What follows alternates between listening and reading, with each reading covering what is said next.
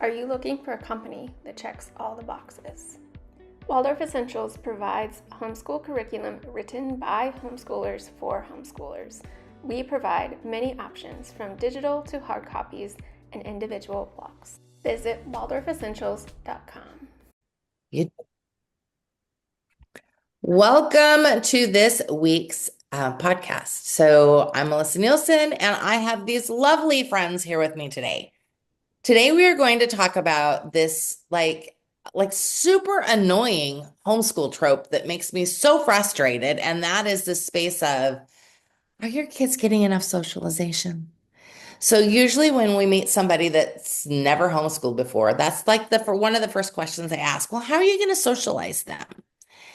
And so today we're going to talk about how we do it outside of this space because, one thing that's beautiful about homeschool children is they don't just know how to socialize within their own age group because we've not thrown them into a classroom with 30 other children, and we've not taken them to a building that looks like a prison and expected them to be alone with the teacher that we don't know very well for 6 to 8 hours a day. So we have chosen something different, and we want to sort of give you the strength to be able to do the same thing.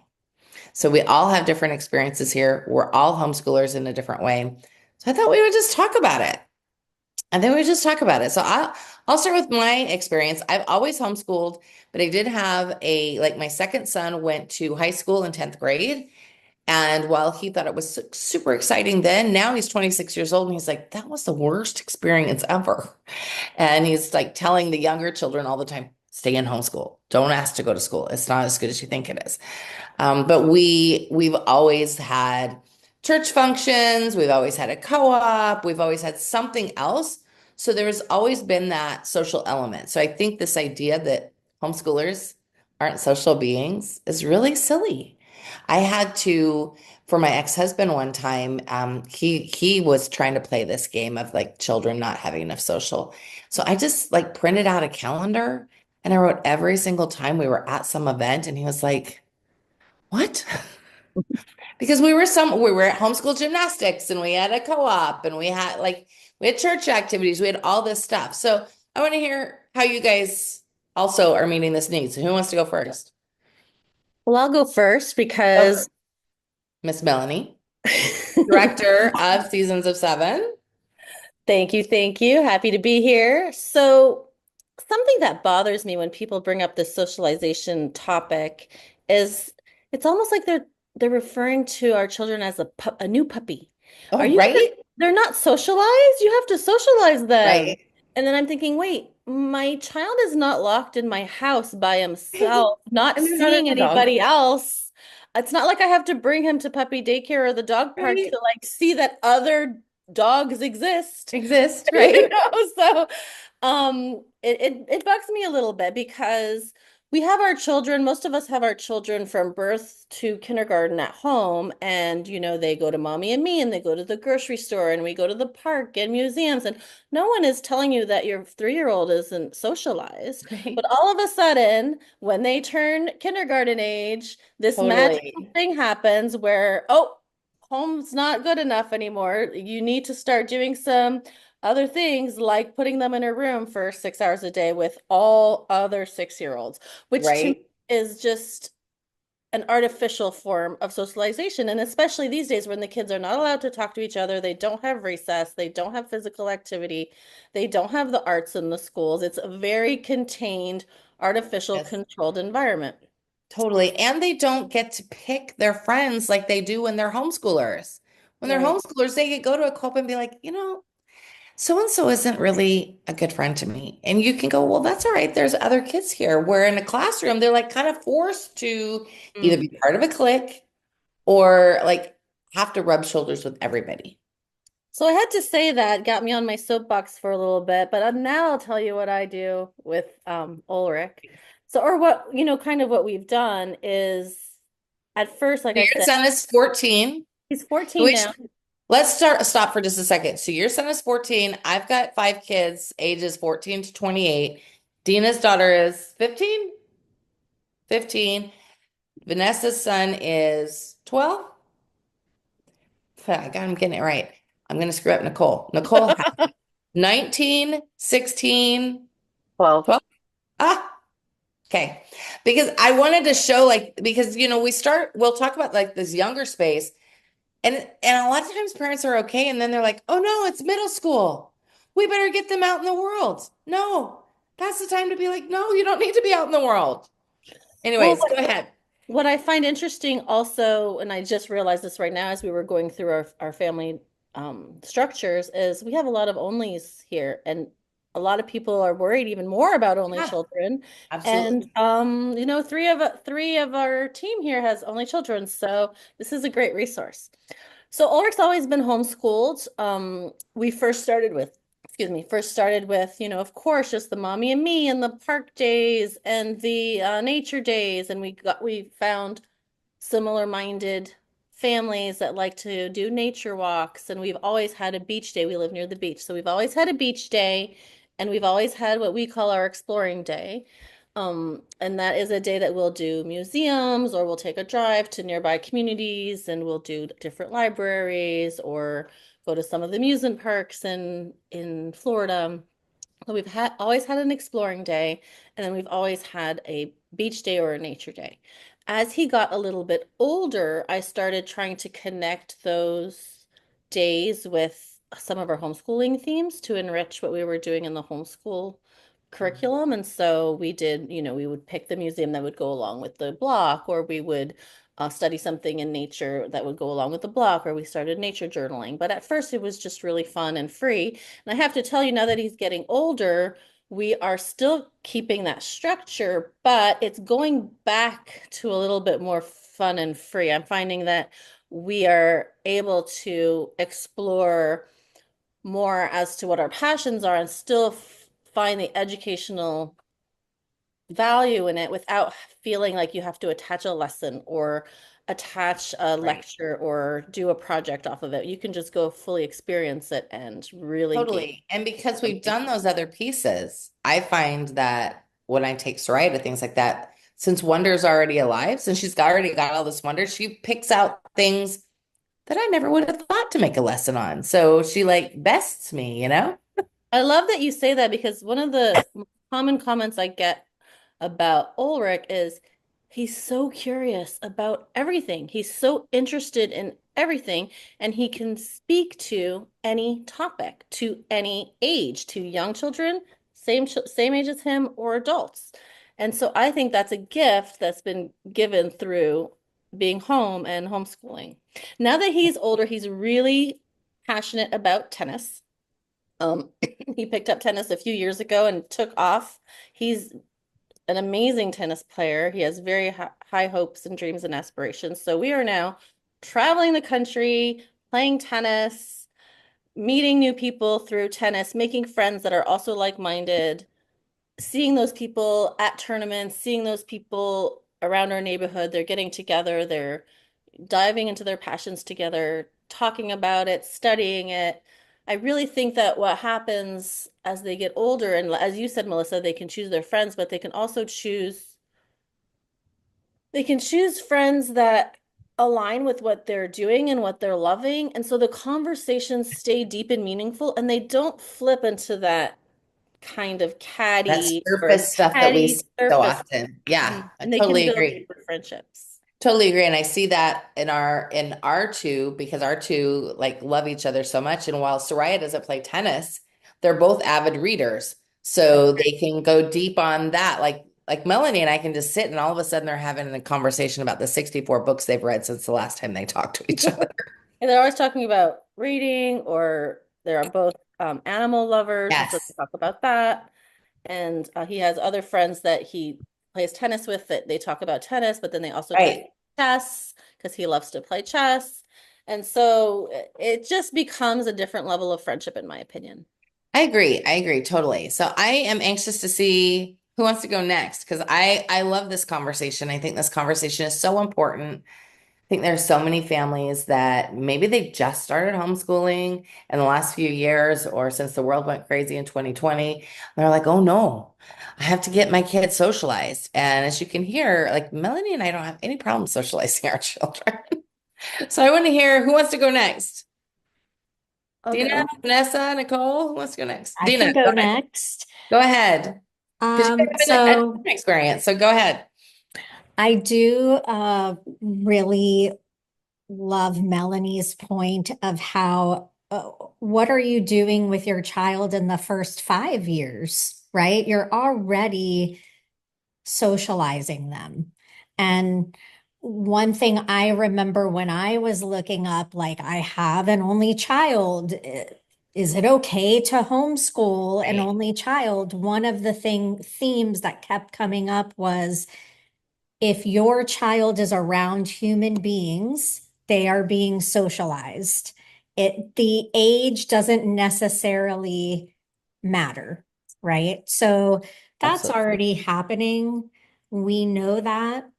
And then in this day and age, especially, there's so much out there for your child to do. It's almost too It's much, too much. You have depending to really on pick and choose. right, depending on where you live. And so, I mean, for us, we have an urban farm, um, 20 minutes away from us that holds homeschool days, and she did that for years. She did a little homeschool group 2 days a week that she went to where there was Waldorf main lesson subject matter and handwork, and she was able to dive into things that she really loved along with other kids. Mhm. She's always done after school activities, trying out soccer, which she was plucking out the grass instead of running around. So that wasn't quite for her. And then trying out gymnastics or whatever those things are where you're still around other. Right. And then she other- chose dance, right? So she's a Right. dancer. And then she hit upon dance and is very dedicated to it, and kept um, doing that along with homeschooling through 8th grade. And while she did decide to go to high school, public school, because it's a special school for the arts, it's very interesting. Some of the things she comes home and says about other kids that are already burnt out of a lot of Oh, the subject matter while she's there all fresh I'm and excited. new and ready to take more things on, and receiving high marks because she had so much freedom. Right. But you didn't send her because of socialization, right? You sent her Exactly. because this was a school that had to do with dance or Dedicated performing to. arts that she wanted to do. Exactly. And I think that's Exactly. a huge difference than the For space of, sure. oh no, my child isn't getting enough. Now I need to send them Right. to some specific program for that. Right. No. Are they going to the grocery store with you? I mean, even down to these basic types of Agree. things. But I mean, we have a place called Bolts and Bites here Mhm. that has all kinds of homeschooling classes for STEM. We couldn't send her to that because she was already doing so many other activities. Right. So that's what I think is really special is the way you can piece together different things that are tailored for them. Yeah. And still do the Waldorf curriculum at home. Like you're not Right, like you're just because you're picking a couple of other things. I like to pick things that aren't my superpower because then I feel like she's getting even more than I could give her or that she could get even if she was in a Waldorf school. right. And So then that's super important. since those activities are so tailored, they're with other kids that Yeah, are at the all same time, really enjoying those right? things together. Right. And so then that opens the doors for other friendships that are like specific for that and it allows them to feel good about the things that they're into because there's other kids that are into it. And I also think you guys both touched on something that I found super important, and that is that our kids learn how to socialize with everyone, not just kids Yes. their own age. So I think it's really interesting if you ever watch kids that either have only been in a school setting, whether it's public or private, if they've only been in a school setting, 9 times out of 10, they don't know how to talk to adults, older teenagers, younger kids, because they've not had that, like, oh, wait, we can talk to everyone.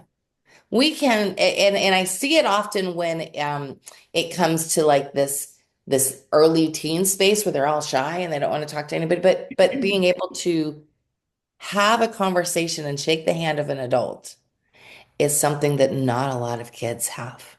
And I think it's so precious that we can bring that to them as homeschoolers, being able to talk to everybody. It doesn't mean just because you're not the same age that you can't have common things. So, all right, you two, Nicole and Vanessa, let's go next. Can go. Okay. So I'm Vanessa. I've homeschooled all the way from the beginning. I have a couple things, but I think it's partially rooted in people as a mom. If the mom is introverted themselves, they think if they don't socialize their child's going to end up introverted like them. And that I'm has nothing to do with it because that's all about temperament.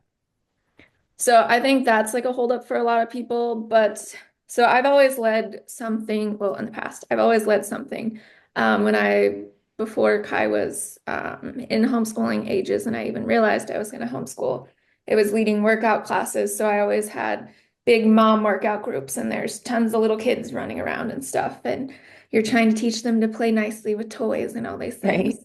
Um, and then we got to the homeschool age, and I was like, oh, yeah. I'm in a homeschool. And so what I did is I went and tried out every single homeschool co-op that existed near me to like decide if we wanted to do Montessori or Waldorf or homeschooling or whatever. You did a forest group. So what I did was I tried out all these groups and I took all the pieces I liked of them and I left the pieces I didn't like. And then I started creating my own co-ops. Lovely. And the thing that I noticed though, having an only child, there was a lot of benefit of it was easy for me to run these co-ops, to organize it, to have Kai sit calmly beside me, and I wasn't trying to tackle a diaper to change and stuff. But It's as hard, soon let me as tell you. well, and I have lots of respect for moms managing all that. When I would ask other moms to lead something and they would be intimidated or like to sing a song, I'm like, these are little kids. It's okay. And maybe we should stop saying, well, I can't sing because then you're teaching your child, like, oh, that's my mom's voice. I thought it sounded good, but maybe Right. if that's bad, then I like. So I think it's all, a lot of these things are deeply coming from temperament or natural personalities or fearing like I'm going to pass this on to my child or whatever.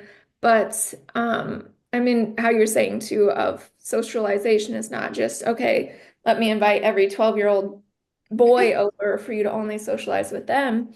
And what I've found is like having confidence to order at a restaurant yourself or chat with Exactly. the person checking Yes. out your groceries, like these life Yes. skills.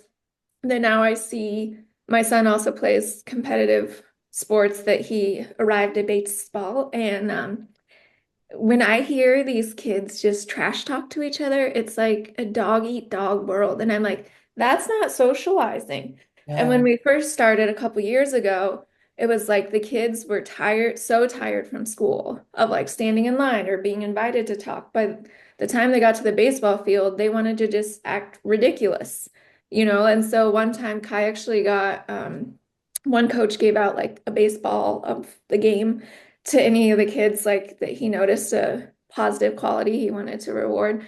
And Kai got the baseball for being the most well-behaved child. And I was like, yeah, because he's free to like run around and do stuff. And then he loves baseball. So he's going to be there to To listen and give pay it attention and listen, all. right? And Mhm. now it's like the number one feedback we get from any of his coaches, or he gets invited to try out for these all-star teams and stuff, is because he is such a coachable kid. And I think it is so much well-rounded in these different opportunities of feeling comfortable Right. talking to adults, asking questions, like not just being told how to socialize. And so No, I think you bring that piece up about like ordering food at a restaurant, that kind of thing. I think that's a really important piece too, because and I love Melanie did this in a podcast we did before. We were talking about that greenhouse space of like there's a time to open these doors and push them out just a little bit. Like so they are looking at me, telling me what they want to order, and I'm like, that's your waiter, not me. You tell them what you want. If you don't want onions, you tell them that you don't want onions. I have enough things to worry about. I don't want to worry about your menu item as well. I think it's really important that we give them these skills, and we can do that more in a home setting. Yes, So, and I also agree with Vanessa about it being deeply rooted in the parents yeah, because you hear a lot, well, I went to school, my husband went to school, right. it was good enough for me, kind of, I turned out all right, kind of A lot of attitude. that. Without thinking, one, times have changed, schools are Oh my different. gosh. Yes. Two, yes, your parents did what they could at the time and what was known at the time and what they thought was best for you, but that doesn't mean that that is the best path for your child right now. Right. I remember I was having a conversation one time. Ulrich was little. He was transitioning from kindergarten to first grade, and that's a big space where parents are like, "Oh, now I have to put him in Right. school." And I was at the dinner table we were having lunch at my friend's house, and she wanted to homeschool, and dad didn't. Dad wanted public school. And we were talking, and he got on the socialization bandwagon. And as we were talking, and I was, standing up for homeschooling, school bus stopped in front of the window, and the kids came out. Well, it was middle school, and there were 4 or 5 kids that came out.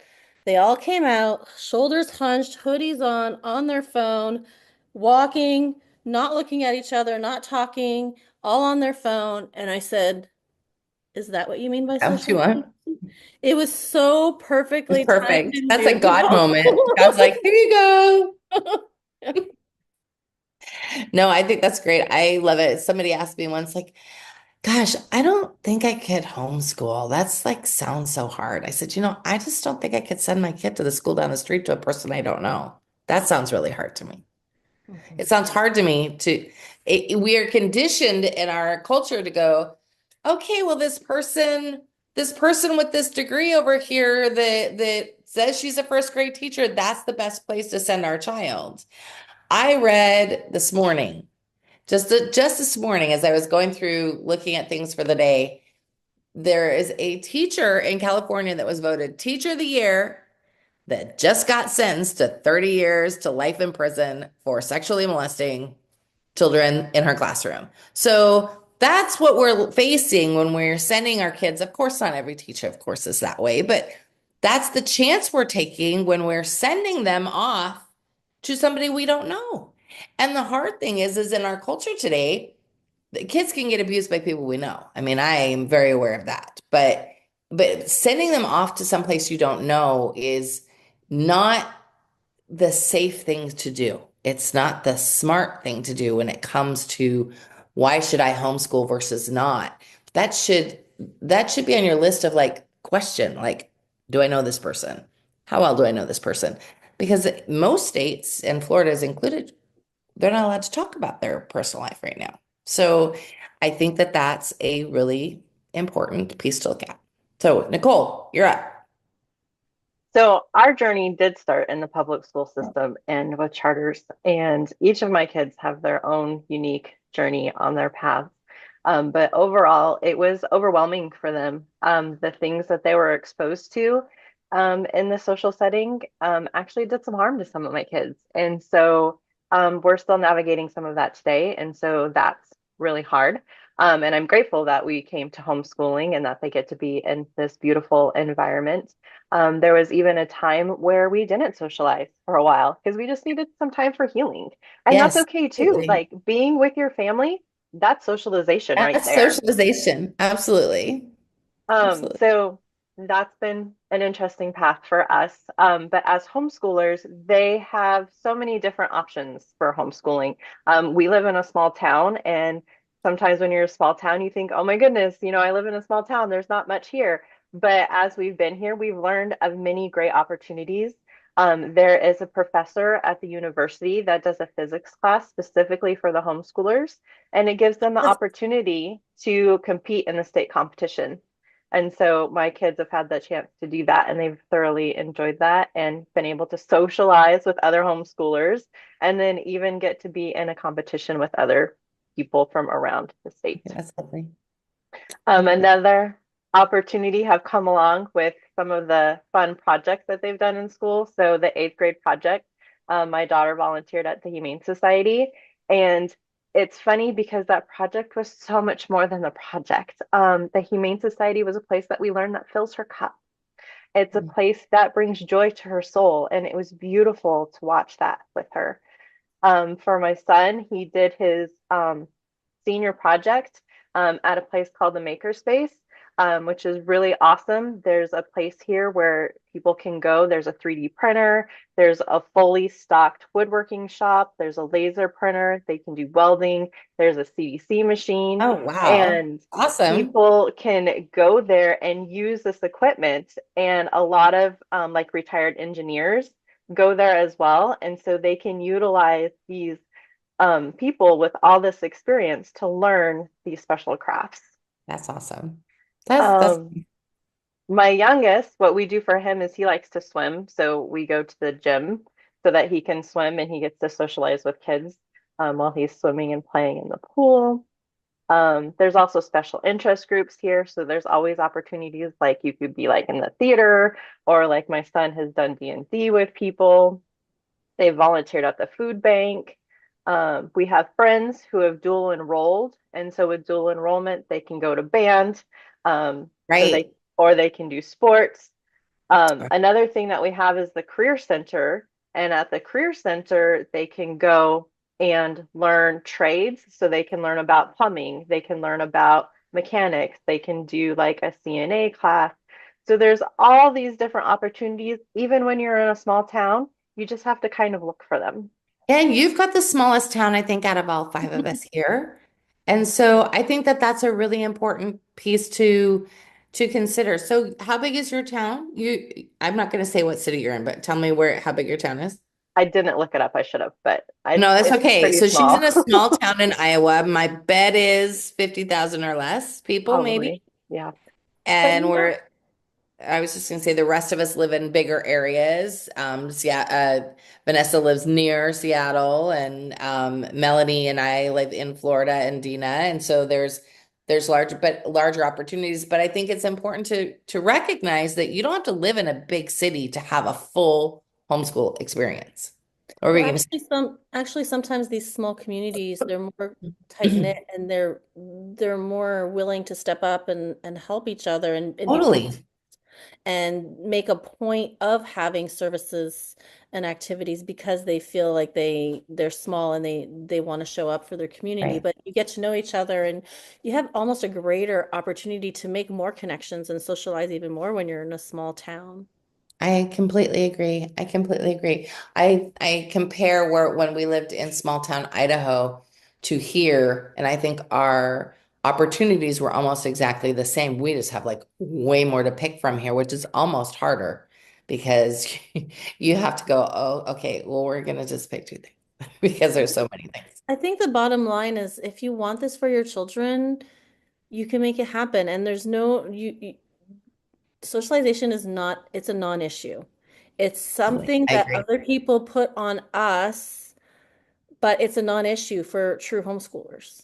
I agree because I feel like once you get in it, once you give yourself that first year of being in it and you go, "Oh, wait, there are so many things I can be doing. There are so many opportunities for my kids to hang out with other people and to socialize with other people." You're going to see that you're not actually a homebody. You're not at home all the time. Even if you are introverted, even if you are somebody who's like doesn't want to run out there for everything, you just organically are doing that. And I like Nicole's point about sometimes if you've been in a space where it's been too much, like cocooning is important. I think we live in this culture where we're like constantly trying to push our kids out the door, and I think it's important to be able to hold on to them and say, hey, it's okay. We're just going to take some time and we're going to like approach this slowly because maybe you've had a bad experience or maybe you are nervous about things. So take your time. You don't have to rush to every class that there is. And also individual space is important. Human beings need time with their own thoughts. They need time with nature. They need time to let their imagination develop. They need that space to get bored, to become creative. And I think that, we allow them that space, that time to go Yes. outside or go in their room or, read a Yeah. book where they're with their own thoughts for a little bit. And that kind of segues into another topic that I was going to do a whole other podcast on, but we should just talk about it now since we're all here. And that is like so often I see moms like sending their kids off because they need alone time and they're not getting enough alone time. And so I think we have a variety here of ways that you guys are getting your time because I do think alone time is important. But Melanie, your point is so good. And it's something I've really worked on with my kids, and that is they need to learn how to be still. If you were not taught that as a child, like your mother teaches you that. Your mother teaches you that it's safe to be still. It's safe to have quiet. It's safe to be alone with your thoughts. It's not a punishment. It's a safe space to create for you because we want them to go into adulthood and know how to have quiet and know how to like be still because that's this crazy race that's going on in our culture is not normal. It might be the norm, but it's not normal. So we have to really help them to know like it's okay to just sit and have quiet and read a book. Like my child begs for that. She said today, we just had a crazy week. She said, "Can I please do nothing today?" So what are you gonna do? I'm just gonna read. So okay, go read. Go do that. Like we want them to be in that space. And of course she's 14, but when she was 4, that's when I was actively teaching her. I was actively teaching her through meditation techniques, through listening to the birds outside, through sitting in nature to be still. And she is a busy child with ADHD, and she's very much a carbon copy of her mother. And so she's always going, but we have to teach them how to be still. So I will say the way that I've got my best time alone is understanding kids need a good bedtime. So that was always helpful to me. I would go to have them in bed. I'd have a little bit of time at night, and then I could get up before my kids and have quiet there. But I'm also not afraid to go on a date with my husband and have a babysitter. And so I know that that's how we've gotten time. So I'd love to hear how you guys have each gotten that precious mom time that you need. Who wants to go first? Melanie, you're unmuted. Why don't you go first? Well, I'm a single mom. My family lives in a different country. And so alone time has been important and I would say challenging, but not really challenging. So, of course, when he was very little, I did not get much alone time when he was a baby. But as soon as he got a little bit older, the magic of silks and wooden blocks. Mhm. He would just open-ended play toys, I think was key for his younger years because, once you present them with a plastic dinosaur, the dinosaur goes grrr, and Right. what the dinosaur does, right? But these open-ended wooden blocks and silks, he created amazing, amazing things at such a young age. I have pictures, maybe we can post some, but with flashlights and blocks and Mhm. silks and just creating all these special worlds that he was doing. I've So seen some of his that great. Yes. that in combination with child-friendly audiobooks really Right. That's good. really was able to give me, after lunch, he knew that we pulled out the basket of, and the other trick was to not have the blocks out all the time because then Yes. he had access to them all the time. They came out when I needed that time. So pulled out the blocks, pulled out the silks, turned on, his favorite calm audiobook, and then I was okay for a little bit and I was able to get that alone time. And I think that's super important that like not having things available all the time. But you're perfect. So you're a single mom and an only child. So you couldn't say, hey, go play with your sister for an hour. You figured out the space without the TV, which I No think is TV. something that's He still another thing, doesn't do TV, so right? But it's um, another thing that parents are like, I don't know how to do this without turning on Bluey. Well, this is how you do it. You don't have everything available all the time. You keep something special. well, and then I'm sanguine, and so I don't need as much alone time as other temperaments. Right. But I needed quality woman to woman time, and so made other friends in the homeschooling community, and we could let our children play while I had a cup of tea and was able to get that time for myself. And then, of course, I built friendships and felt comfortable having them watch my son for a few hours while I did things like go to the dentist and Yeah. go to the doctor and things that I needed to do.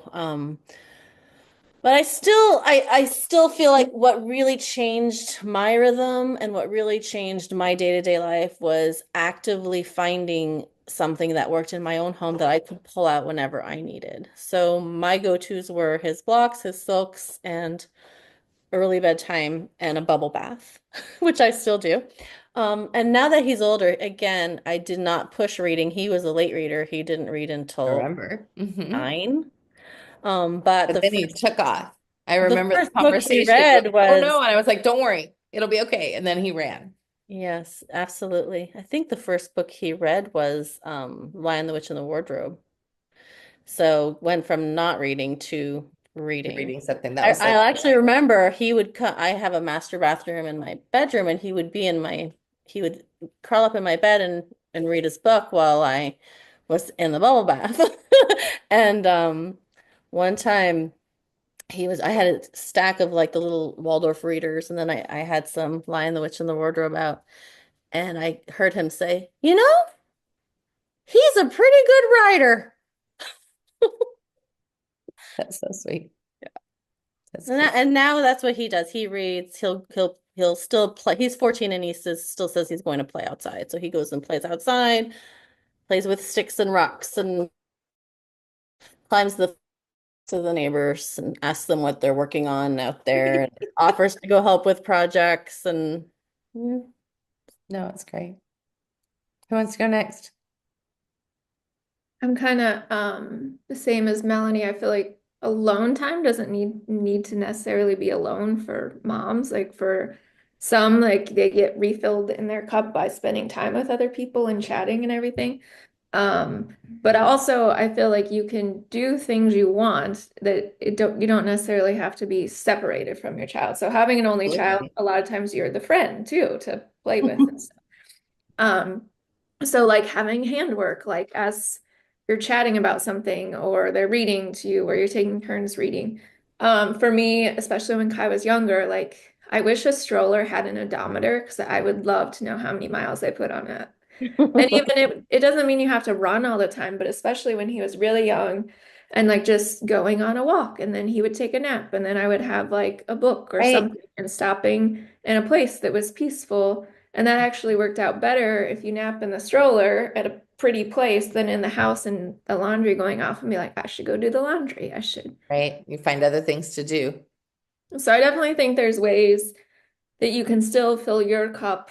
And even now, like for Kai and I, it's more like, okay, let's go to the coffee shop and maybe it's playing a game or you have your own thing and I have my own thing. But it's like, it is kind of weird, I feel like, in a sense, to be like, you go to your own space because I need my own space. And then I'll let you know when you're invited back. Like, I don't know. I guess I look at it too, like, I had a child for a reason. I kind of want to spend time together. First, right? If you don't want to spend time with your child, you fed your phones.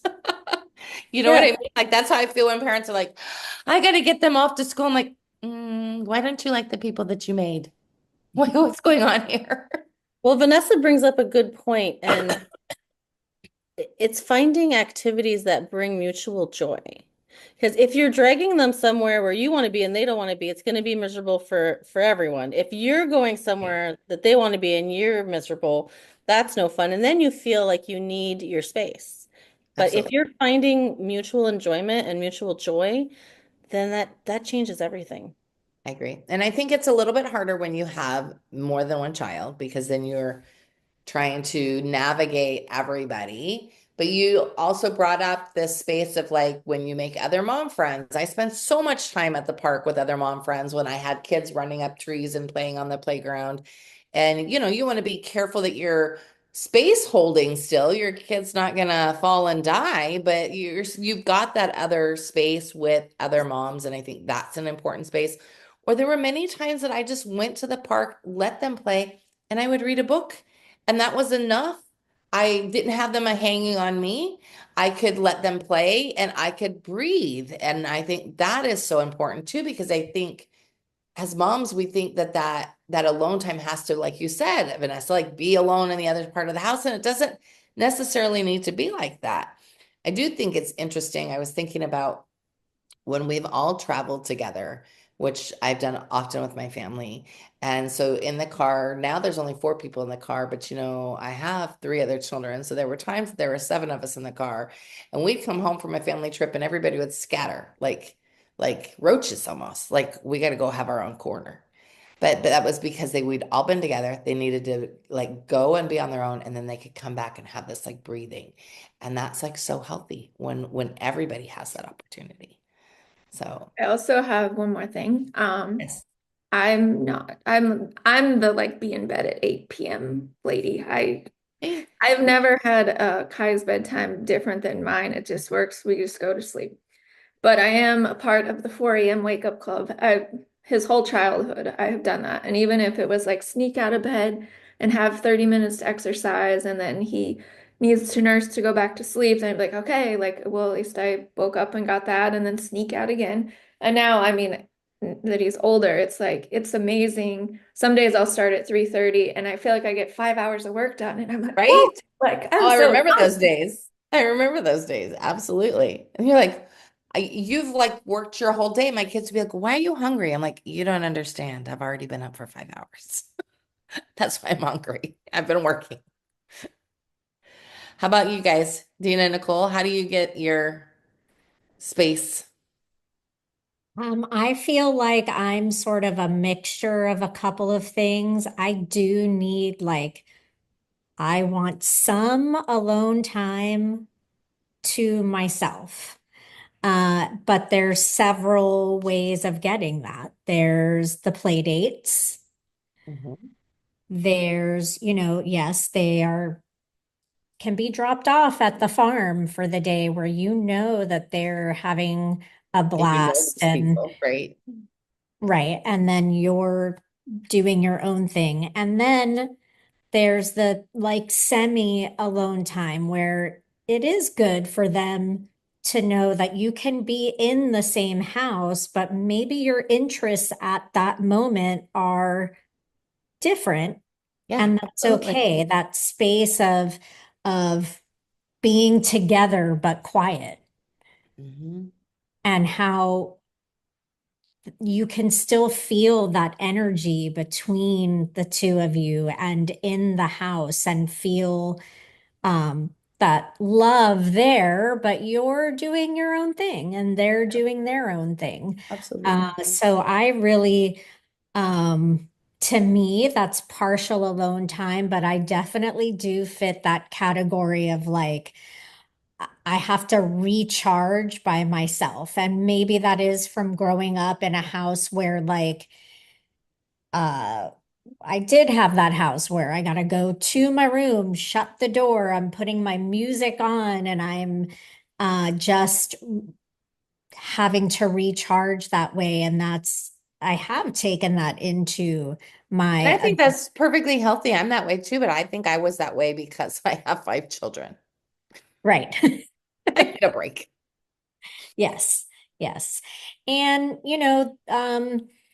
it's also intuitively knowing yourself too, that like, okay, today is not a day where I want to bake this elaborate cake with my child. I don't feel like I have maybe as much patience today to Right? do that. So So, important to do that self-evaluation. yes, yeah. I agree.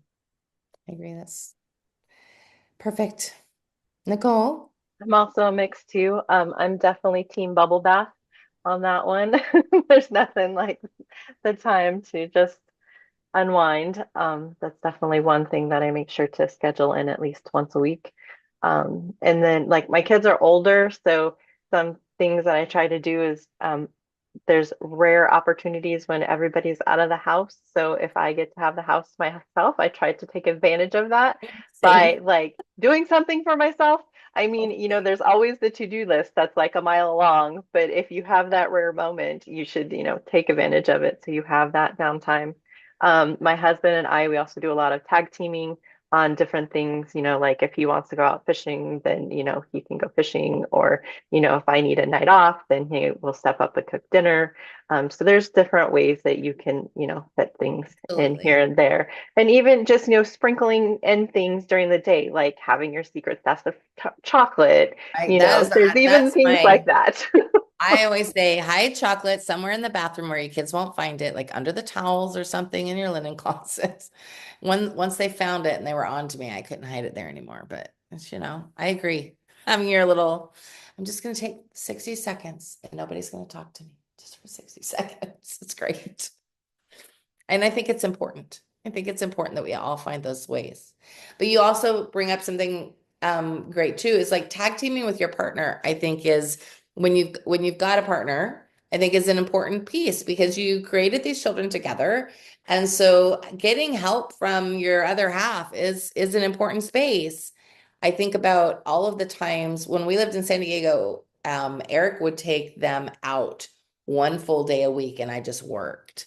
And the first few minutes of them being gone, I'm just like doing nothing, doing nothing. My kids always ask me now, what are you going to do when we're gone? I'm like, none of your business. I'm just going to sit here and not talk to you. I love you. Goodbye.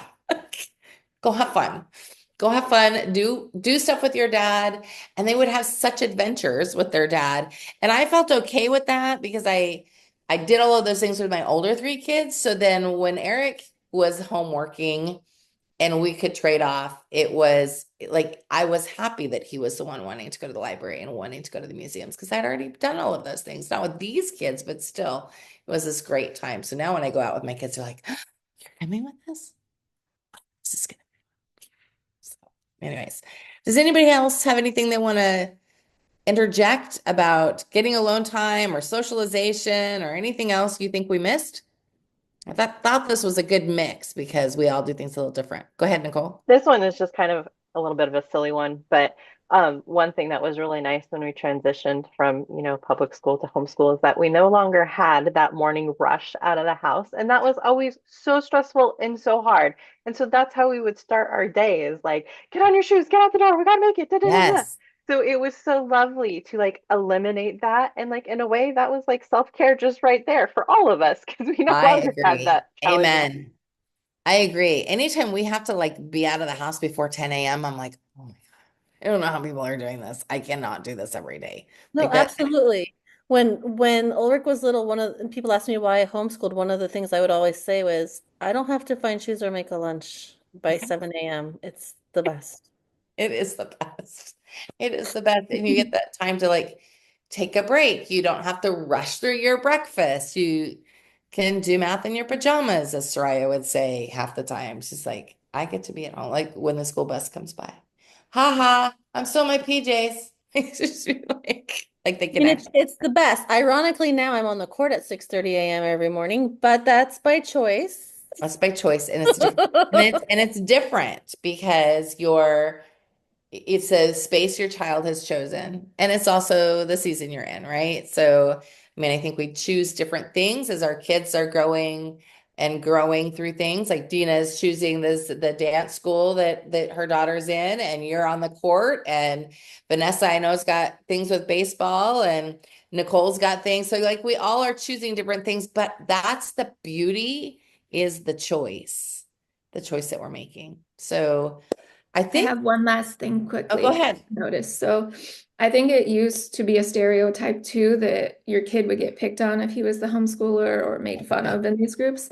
And now I've noticed, especially with baseball, like the kids are jealous. They're like, Kai gets to sleep in, Kai gets to have snack Yep. time. Like I would, and I've heard multiple kids say, like, I wish my mom would homeschool me, but she thinks it's too hard or whatever. That there's definitely this shift that I think the kids even see the freedom in that of slow mornings and your choice of picking. I think so too. I hear a lot. I eavesdrop a lot, and I hear a lot of that. You're so lucky. You don't have to like, and our kids don't know any different, right? I mean, Nicole's kids know different, but my kids don't know different. My kids would be like, I don't know. I just remember when they were younger, my son that was just here, who was the one that ended up going to school, like for a week, he was like, "What's it like?" I said, "All right." So I got him up at 6:30 every day and made him get all dressed. This was when he was little. Made him get all dressed. Made him stand on the porch for 20 minutes, like he was waiting for the bus. It only took a week, and he was like, "I don't want to do that anymore." That's really hard. So. Anyways, well, thank you everybody for joining me today. And thank you for listening to our podcast. I hope you'll join us again, and we'll see you all later. Have a wonderful day. Bye. At Ariel's Light, you'll find something to nourish your soul and your home. Keeping ourselves and family emotionally healthy and happy is no easy task in today's world. Join our free monthly gatherings to nurture your inner work and help you on this path to truly understanding yourself. Live gatherings are free to attend and can be found on our website. If you cannot attend live, you can listen to the replay in our Candle membership. Also in our Candle membership, you'll find full access to our longer podcasts, an archive of gatherings and podcasts from 2023. You'll also find more tools such as guided meditations. Ariel's Light doesn't stop there. We also have tools for you to deepen your connection to festivals and Waldorf education. Visit arielslight.org to start your journey today.